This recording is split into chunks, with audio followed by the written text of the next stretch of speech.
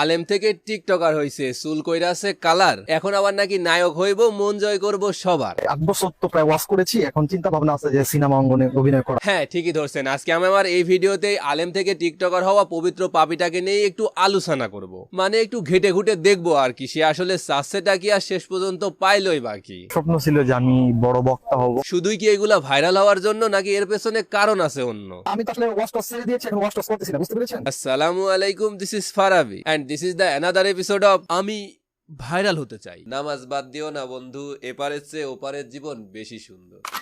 আচ্ছা, শুরুতেই আমাদের এই আলেম থেকে টিকটকার হওয়া পবিত্র পাপির পরিচয় দিয়ে শুরু করা যাক। হ্যাঁ, ইনি হলেন একজন বিখ্যাত ইসলামিক বক্তা, যদিও এখন তক্তা, বাট আগে ছিলেন বক্তা।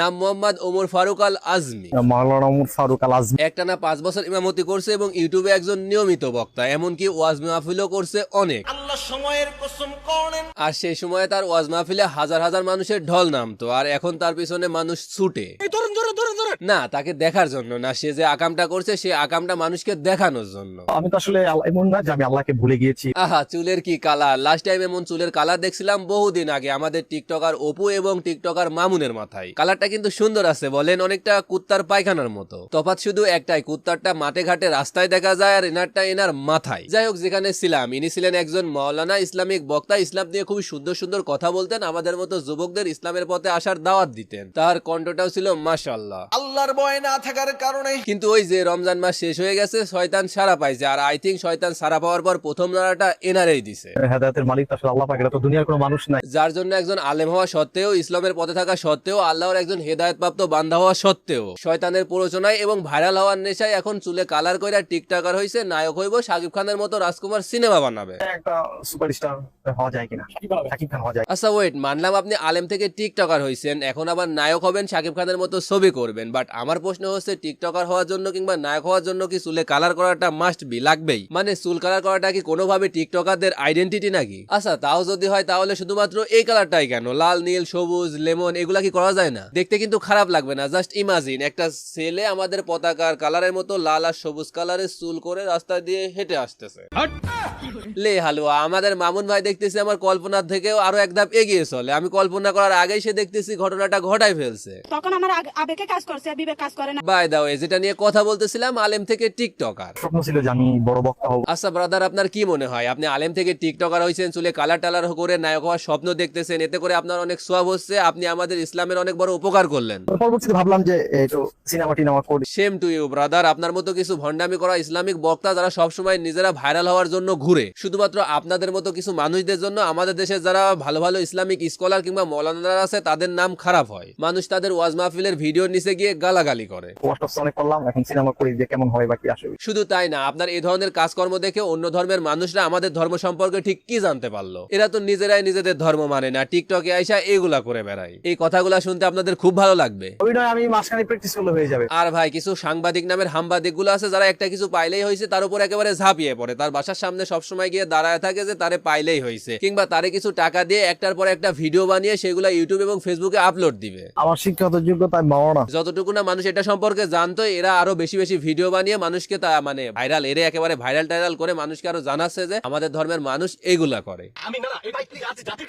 কিন্তু এই সাংবাদিক ভাইগুলার কি উচিত ছিল, এরে যেখানে দেখবে সেখানে ইচ্ছে মতো কিছুক্ষণ ভালোবাসা দেওয়া, ভালোবাসা দেওয়া, যাতে করে পরবর্তীতে আর কোনো মানুষ এরকম কাজ করতে সাহস না পায়। তবে হ্যাঁ, একটা কথা কিন্তু সত্য, এই আলেম থেকে টিকটকার হওয়া পবিত্র পাপির এই ধরনের কাজ করার পেছনে কিন্তু কিছুটা হলেও আমরাও দায়ী। কারণ কিছুদিন আগের একটা ঘটনা আপনাদের ঠিক মনে আছে কিনা জানি না, একটা ছেলে হাফেজ থেকে টিকটকার হয়েছিল এর মতো এভাবেই চুলে কালার টালার কইরা। ওই হাফেজ থেকে টিকটকার হওয়া ছেলেটাকে নিয়ে আমিও একটা ভিডিও বানাইছিলাম, যদিও সে পরবর্তীতে তার ভুল বুঝতে পেরে আল্লাহর কাছে ক্ষমা চেয়ে শুধরে গিয়ে মাদ্রাসায় ভর্তি হয়ে আবারও ইসলামের পথে ফিরে আসছিল।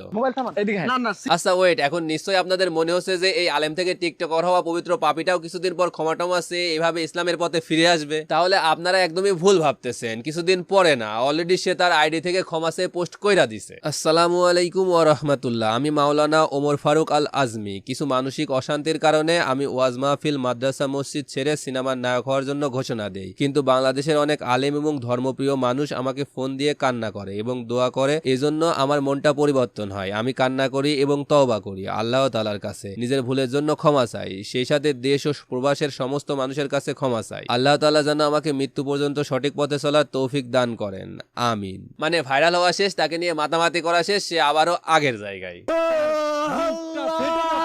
আমরা মানুষ হিসেবে যেহেতু ইমোশনাল, সে যেহেতু ক্ষমা চেয়েছে, তাই আমরা ইমোশনাল হয়ে তাকে ক্ষমা করে দিয়ে আবারও সেই আগের জায়গায় বসাবো। কিন্তু আপনাদের কি মনে হয়, এটা কি সত্যি উচিত হবে? এই ধরনের একটা মানুষ যে শুধুমাত্র ভাইরাল হওয়ার নেশায় আমাদের ইসলামটাকে এভাবে অসম্মান করতে পারে, আমাদের ইসলামটাকে সবার সামনে এভাবে প্রেজেন্ট করতে পারে, তাকে আমরা আবারও কিভাবে মেনে নেই? হ্যাঁ, আমরা ভুলে যাই, আমাদের ভুলে যাওয়া মন মানলাম, তাই বলে কি আমরা এটাও ভুলে যাবো যে আমাদের ইসলামকে ছোট করছে, আমাদের ইসলামকে অসম্মান করছে? আপনারা ভুলে যেতে পারেন, কিন্তু আমি ভুলতে পারবো না ভাই। তাই আপনাদের কাছে আমি আরো রিকোয়েস্ট করব, যাদের সামনে এই পবিত্র পাপী আয়েশা বলতেছে আমার ভুল হয়েছিল, আমি সবার কাছে ক্ষমা চাচ্ছি, আমি আবার শুধরে যাইতে চাই, হ্যান ত্যান আরো অনেক কিছু, তাদের কাছে আমার আবারও রিকোয়েস্ট, প্লিজ আপনারা তাকে ভালোবাসা দেন, ইচ্ছে মতো ভালোবাসা দেন, ইচ্ছে মতো ভালোবাসা দেন, যাতে করে এইভাবে ভাইরাল হওয়ার নেশায় আর কখনোই আমাদের ইসলামকে অসম্মান করতে না পারে, আমাদের ইসলামকে ছোট করতে না পারে। এই ধরনের ভালোবাসা পাওয়ার পর যদি সে তার ভুল বুঝতে পারে এবং আল্লাহর কাছে তওবা করে এবং তওবা করে ফিরে আসে, তবেই তাকে ক্ষমা করা উচিত আমার মনে হয়। যাই হোক, এই পোলা ইসলামিক বক্তা বা আলেম থেকে চুলটুল কালার করে টিকটকার হওয়ার পর যা যা করছে সেগুলো নিয়ে ভিডিও বানাতে গেলে বিশ্বাস করেন একটা 1 ঘন্টার ভিডিও হয়ে যাবে। বাট আমি এই সব কাজ আপনাদের সামনে তুলে ধরতে চাচ্ছি না, আপনারা জাস্ট এই মানুষটাকে চিনে রাখেন। এই ধরনের মানুষ আমাদের ইসলামের জন্য কখনো ভালো হতে পারে না। আর সাংবাদিক ভাই, আপনাদের কাছে আমার রিকোয়েস্ট থাকবে, আপনারা প্লিজ শুধুমাত্র কিছু ভিউজের জন্য এদেরকে এভাবে পাত্তা দিবেন না, বরং যেখানে একে পাবেন সেখানে একটু তাকে ভালোবাসা দিয়ে দেন এবং ভালোবাসা দেওয়ার ওই ভিডিওটা ধারণ করে সেইগুলা সোশ্যাল মিডিয়ায় আপলোড দেন। বিশ্বাস করেন, আপনাদের এই ইন্টারভিউ নামে সস্তা ভিডিওগুলো দেখার পর মানুষ আপনাদেরকে যতটুকু না ভালোবাসা দিচ্ছে তার চেয়ে এত এত এত গুণ বেশি ভালোবাসা দিবে আপনি যদি এই এদের মতো লোকদেরকে যেখানে দেখতে পান সেখানে এইভাবে ভালোবাসা দেন। তাই আমি বলবো, তারা নিয়ে এরকম ইন্টারভিউ মার্কা ভিডিও না বানিয়ে তারে ভালোবাসা দেওয়ার ভিডিও বানান। বিশ্বাস করেন, মানুষও মজা পাবে, সেও মজা পাবে, সেও বুঝতে পারবে এভাবে আলেম থেকে টিকটকার হয়ে নোংরামি করার শাস্তি কিবা শিক্ষা পাবে। যাই হোক, সত্যি বলতে আমি আলেমদেরকে নিয়ে ভিডিও বানাই না, কারণ তাদের মতো আমার ইসলামিক জ্ঞান নাই। বাট বিশ্বাস করেন, এই ধরনের আলেমকে নিয়ে ভিডিও না বানায় পারলাম না, কারণ তারা ইসলামটাকে দেখেন কোথায় নামে নিয়ে আসতেছে, যাদের থেকে আমরা শিখবো, যাদের কথায় আমরা আরো ইসলামের দিকে এগিয়ে যাব, তারাই এইদিকে চলে আসতেছে, তারাই টিকটকার হয়ে যাচ্ছে, আলেম থেকে টিকটকার হয়ে যাচ্ছে, নায়ক হওয়ার শখ জাগছে, সিনেমা করবে, নায়ক হবে। যেমন তাদের এই ঈদে মনে হয় রাজকুমার একটা রিলিজ হয়েছে, তা আমার যদি সামনে মনে করেন আরো অন্য কোনো কুমার যদি রিলিজ করা যায়, তাহলে একটা আলোড়ন হবে না? এইসব মানুষদেরকে নিয়ে কথা না বলে চুপ করে থাকা যায়? আপনারাই বলেন। কয়েকদিন আগে আসিফ হুজুর একটা কথা বলে খুবই ভাইরাল হয়েছিল, তখন আমি তাকে নিয়ে ভিডিও বানাই নাই, কারণ আমার তার সমপরিমাণ ইসলামিক জ্ঞান নাই। হ্যাঁ, হয়তো সে একটা ভুল করছিল, আমাদের সেটা পছন্দ হয় নাই। অনেক ইসলামিক বক্তা আলেমগণ তাকে নিয়ে এটা নিয়ে কথা বলছে, কারণ তাদের সেই জ্ঞানটা ছিল, তারা সেটা সম্পর্কে বেশি ভালো বলতে পারত। কিন্তু এই পোলা যেটা করছে, একেবারে ডিরেক্টলি আমাদের ইসলামটাকে ছোট করছে, আমাদের ইসলামটাকে অসম্মান করছে। তাই এটাকে নিয়ে কিছু কথা বললাম, জানি না আপনাদের কাছে কেমন লাগছে। যদি ভুলটুল কিছু বলে থাকি তাহলে ক্ষমা করে দিবেন, আর আপনাদের কি মতামত সেটা কমেন্ট করে জানাবেন। তো ভিডিওটা এই পর্যন্তই, ভালো লাগলে একটা লাইক মেরে দিবেন, আর না লাগলে দিস চ্যানেলে যতটা ইম্পর্টেন্ট আছে সাবস্ক্রাইব করা লাগবে। ভিডিওটা দেখছেন এতটুকু না, তবে নামটা মনে রাখেন, ফারাবি। আর হ্যাঁ, স্পন্সর কিংবা ব্র্যান্ড প্রমোশনের জন্য যদি আমার সাথে কন্ট্যাক্ট করতে চান তাহলে আমাকে মেল করতে পারেন অথবা ইনস্টাগ্রামেও নক দিতে পারেন, দুইটার লিঙ্কই ডেসক্রিপশনে পেয়ে যাবেন। তো বিদায় বন্ধুরা, আল্লাহ হাফিজ।